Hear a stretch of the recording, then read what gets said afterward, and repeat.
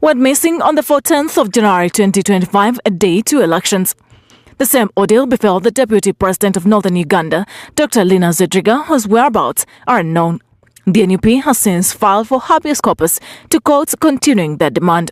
Today, the Lugbar Kari Cultural Institution leaders expressed concern over the continued unknown whereabouts of Dr.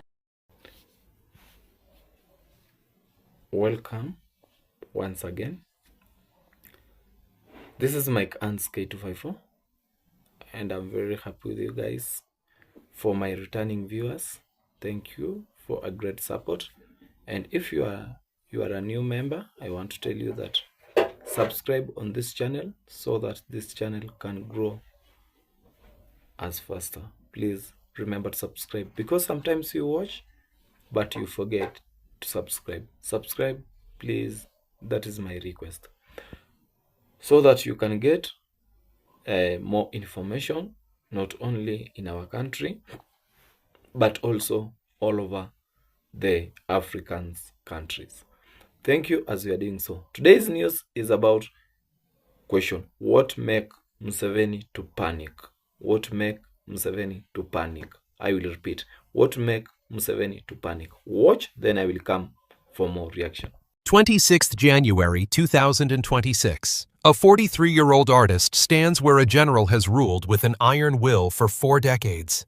The stifling silence within the halls of Entebbe is finally shattered by a thunderous roar from the streets of Kampala. For 40 years, the political landscape of Uganda was a monolith, a rigid architecture where power was maintained through the long shadow of the military.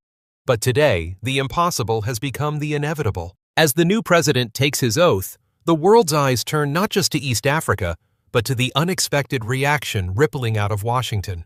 Donald Trump has not merely acknowledged this transition, he has delivered a shock to the global diplomatic order that no one saw coming. Why would a leader defined by America First realism abandon a 40-year security partnership to embrace a revolutionary from the slums? Is this a genuine moment of justice or a cold strategic recalculation of African sovereignty? Do not look away. What comes next may change how we read the map. If you believe in these stories of dignity, give us your like, leave your thoughts, and subscribe to continue this journey together. The sun rose over Kampala on the 26th of January, 2026, with a clarity that felt almost unnatural. For decades, the dawn in this capital had been greeted by the low rumble of military trucks and the heavy boots of the Special Forces Command patrolling the arterial roads. But today the rhythm had changed. The air was thick not with the acrid scent of tear gas, but with the electric hum of anticipation. Thousands, then tens of thousands, began to pour into the streets. A sea of red, the color of the People Power movement, flowing toward the Kololo Independence Grounds. To understand the magnitude of this moment, one must look at the timeline that led to this fracture. The election cycle of late 2025 was marked by a level of state surveillance that surpassed any previous contest. The incumbent, having held the seat of power for 40 years, relied on a system where the military was the ultimate arbiter of truth. However, the first cracks appeared not in the ballot boxes, but within the barracks. Information began to leak that the junior officers, young men and women who shared the same frustrations as the youth in the streets, were no longer willing to view their own citizens as combatants. The chain of blind obedience, which had held the security apparatus together for 2 generations, was finally showing signs of metal fatigue. When the orders came to disperse the crowds with maximum force in the early hours of the count, something unprecedented happened. The soldiers lowered their rifles. In the outskirts of Masaka and the heart of Wandageya, reports filtered through of rank-and-file infantrymen sharing water with protesters. This was not a mutiny in the traditional sense. It was a quiet, profound refusal to continue a legacy of fratricide. As Robert Kyagulanyi Ssentamu, known to the world as Bobi Wine, made his way toward the swearing-in podium, the imagery was stark. He did not arrive in an armored convoy or a darkened limousine. He walked. Okay, my brothers and sisters, hope you have seen. Thank you for a great support each and every time. This channel, I can see that it is growing, and glory be to God. And I want to say thank you. May God bless you wherever you are. My returning viewers, thank you for doing that. What makes Museveni to panic? That's a big topic. Wherever you are, watch until the end. Museveni in a big panic. And who can make Museveni to panic is someone I think is greater and bigger than Museveni. Is other than it can't make it. Museveni cannot make it this time. I remember there's a day I told you that Museveni rules Uganda for 40 years. Na amekuwa akirule tu kwa naweza sema vipi? Amekuwa akirule kutumia kifua, nguvu, mauaji. But this time, not only Trump, but also Ibrahim Traore. It's not easy to Museveni with his son Muhoozi. Because the more kuna kucha, the more kuna kuwa kugumu, na the more mambo yanakuwa magumu mno sana kwa Muhoozi na Museveni. Saizi tumefika tarehe, I think ni tarehe ngapi? 4 ama 5. But Museveni hana dalili ya kuonyesha kwamba ako tayari kuapishwa. Yeah, hajui hata ataapishwa lini. So, in Uganda, things is not in good position. And I want to tell you this for free that this time, Trump will react with Uganda. Trump amemtega hivi kuona kama ataapishwa. Hiyo tu. Na it seems like Museveni ameshagundua kwamba this is a trap. Ndipo unaona kwamba watch this, then I will come for final reaction. Thank you. His way toward the swearing-in podium, the imagery was stark. He did not arrive in an armored convoy or a darkened limousine. He walked among the people, his presence a living testament to the shift from the long shadow of the gun to the legitimacy of the vote. The international media from London to Johannesburg struggled to find the vocabulary for what they were witnessing. This was not a coup, nor was it a scripted transition. It was the total deconstruction of an authoritarian architecture by the sheer mass of the population. Standing before the Chief Justice, the 43-year-old leader looked out at a nation where 80% of the population was under the age of 30. These were the children of a struggle they did not choose, finally claiming a future they had earned. In his speech, Wine did not speak of vengeance, but of a shared responsibility to rebuild. He spoke of the torch of accountability that would now be carried into every government office, every district headquarters, and every military outpost. This light, he promised, would not be used to burn the past, but to illuminate the path toward a constitutional republic where no single man is above the law. The ceremony reached its emotional peak when the symbols of office, the national flag, and the Constitution were handed over. For the older generation of Ugandans, those who remembered the horrors of the late 20th century, the sight was overwhelming. They saw the end of an era where power was a property to be guarded, and the birth of an era where power is a trust to be exercised. The world watched breathless as the instruments of the state were transferred from a man who had become synonymous with the land itself to a man who represented the aspirations of the marginalized. Yet, as the national anthem faded and the celebrations began, a cold reality settled over the diplomatic enclaves. In Washington, D.C., the establishment was in a state of paralysis, caught between their long-standing security interests and the undeniable verdict of the Ugandan streets. Everyone was waiting for a sign from the Mar-a-Lago or the Oval Office. The silence from the United States was deafening until the first notification pinged on the phones of every major world leader, carrying a message that would send shockwaves through the global diplomatic order. While the streets of Kampala were a theater of hope, the corridors of power in Washington, D.C. were a theater of cold, strategic paralysis. For 40 years, the Western world had treated Uganda as a key regional security partner, a euphemism used to justify the support of a strongman in exchange for stability. The traditional diplomatic establishment expected a period of cautious observation, a slow weighing of interests, and perhaps a muted statement about monitoring the situation. But they had forgotten one crucial factor. The man currently holding the most influential microphone in the world does not follow the old script. The shock arrived not through a formal State Department communique, but through a direct, unfiltered blast that bypassed every diplomatic gatekeeper. Donald Trump, watching the footage of the ghetto president standing amidst a sea of red, did something that left the political elite in London and Brussels speechless. He did not call for restraint. He did not wait for a full tally of the votes. Instead, he shattered 40 years of precedent by declaring, "The era of the losers is over. I like winners and Bobi Wine is a winner. Uganda is under new management." This was the earthquake. In one stroke, the transactional reality of America First had aligned with the revolutionary fervor of East Africa. To the analysts at the CIA and the career diplomats at the State Department, this was chaos. But to Trump, the logic was as sharp as a razor. He saw in Bobi Wine a mirror of his own political identity, an outsider, a celebrity, a man who had been mocked by the establishment only to eventually dismantle it from the outside. Trump recognized that the chain of the old guard had snapped, and he had no intention of trying to weld it back together. The shock rippled through the high command in Entebbe. The generals who had spent decades convinced that their role in regional security made them untouchable by Washington suddenly found the ground vanishing beneath their boots. Trump's message was a clear signal that the old insurance policy had expired.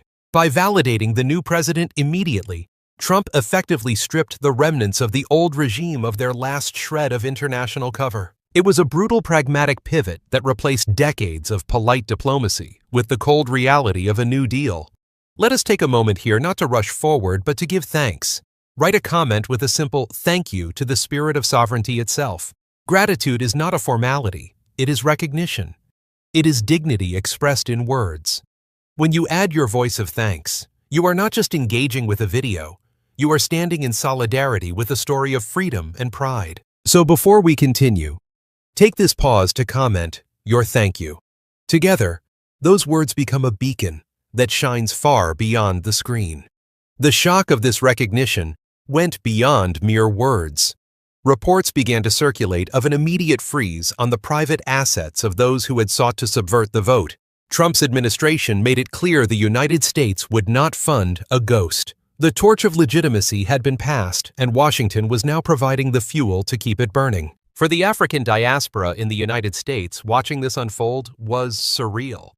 They saw a Republican president often accused of indifference toward the continent doing more to dismantle a dictatorship in 30 seconds than his predecessors had done in 30 years. The logic was simple. Museveni was the past. Wine was the future. Trump, the ultimate deal-maker, had decided that it was better to be the first to embrace the new Africa than the last to defend the old. He saw a landlocked nation with a population of 50 million people, 80% of whom were young, and he saw a market and a partner that could not be ignored. The shock was not just about the recognition of a man. It was about the recognition of a new, unapologetic African sovereignty that would no longer beg for a seat at the table. But as the celebrations in the streets grew louder, a chilling question began to circulate through the secret briefing rooms of the new administration. The recognition was won, and the old regime was in retreat. However, the architecture of the state was still infested with the shadows of the past. The greatest danger was not the enemy who had fled, but the one who remained hidden within the system, waiting for the first sign of weakness to strike. The morning after an inauguration is never about the applause. It is about the ledgers. As the new administration moved into the state offices, they did not just find furniture, they found a nation that had been treated as a private estate for 40 years. The transition from a military-backed authority to a civilian-led democracy is perhaps the most dangerous phase of any revolution. In Kampala, this meant facing the stark reality of the Uganda crisis, a systemic collapse of institutional trust that could not be fixed by a song or a speech. For 4 decades, the economy was held together by a chain of patronage. Wealth flowed not to the most innovative, but to the most loyal. The calloused hands of the 80% of Ugandans under the age of 30 had been excluded from the formal economy, forced to survive in the informal grid of the markets. Now the new president faced a monumental task. How do you dismantle a patronage system without triggering a total economic meltdown? The first 100 hours were spent auditing the top-secret accounts of the previous regime, revealing a shadow economy where billions had been diverted into private offshore havens. Before we reveal the next chapter, which is perhaps the most powerful assertion of sovereignty you will ever hear, I want to pause and speak directly to you. If this channel has moved you, if these stories are touching something deep in your spirit, then consider becoming a member. Not for exclusive content or perks, but because supporting this channel is directly supporting narratives that mainstream media refuses to tell. Every membership is a vote for Rising Africa, Rising Heroes Mission. Every member becomes a co-creator of the revolution we are documenting. Join us. Stand with the principle that African wealth belongs to Africa. The domestic impact of this shift was felt immediately in the civil service.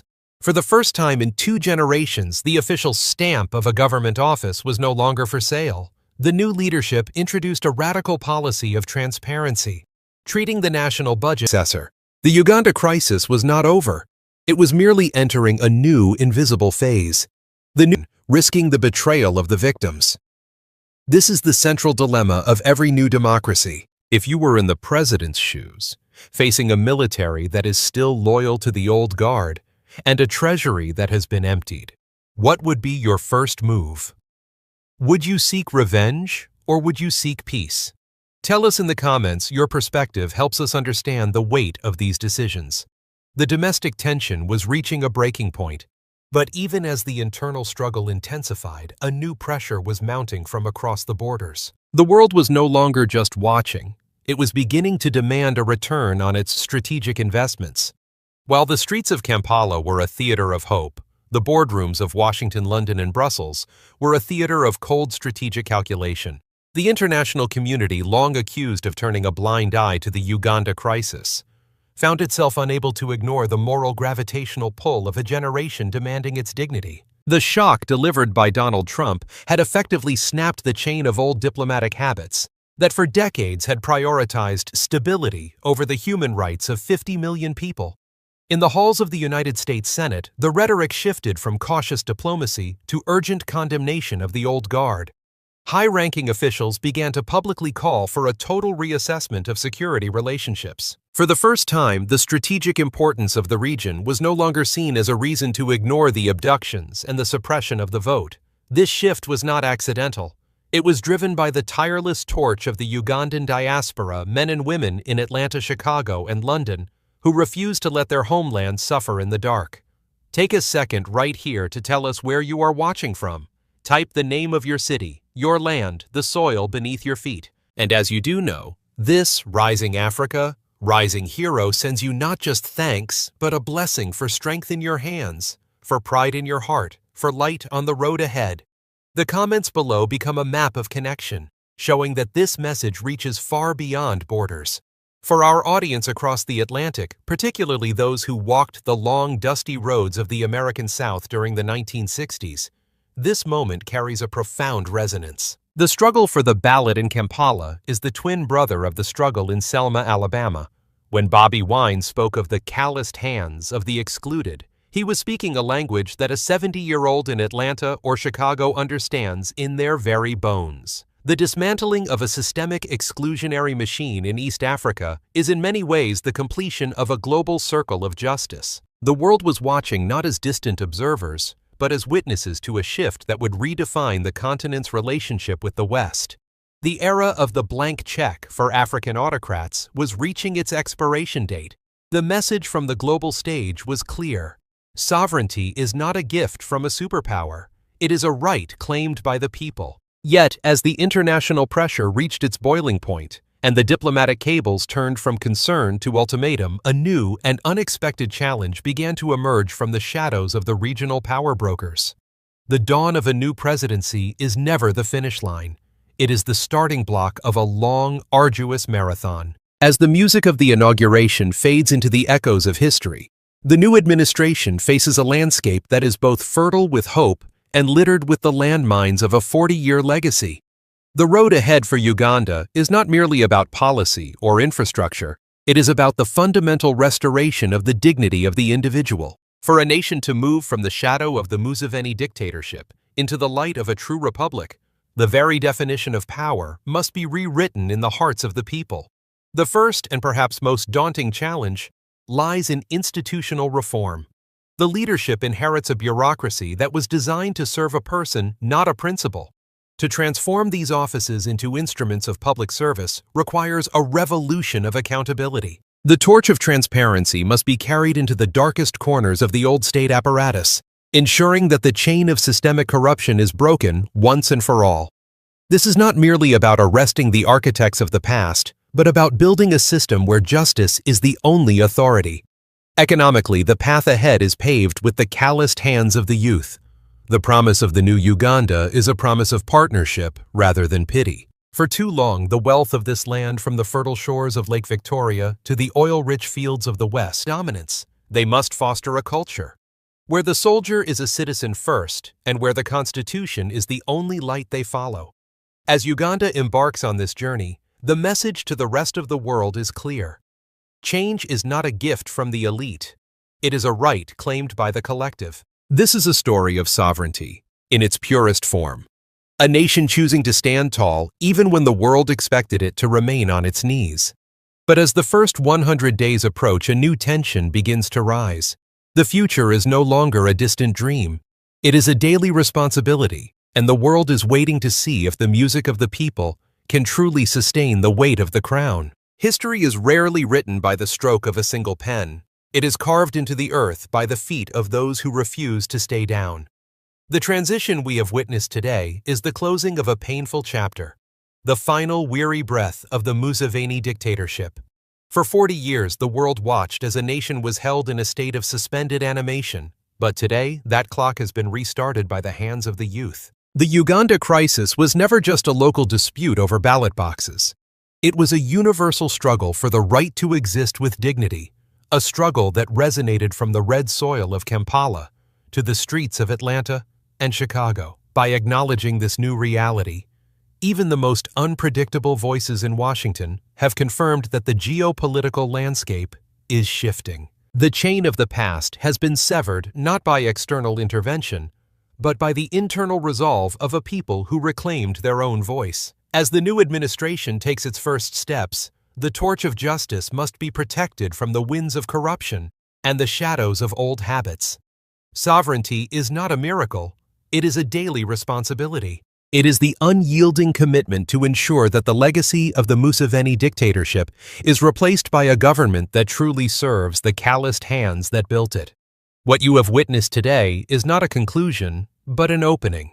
Africa's story of pride and independence is still being written, and each voice that joins makes the chorus stronger.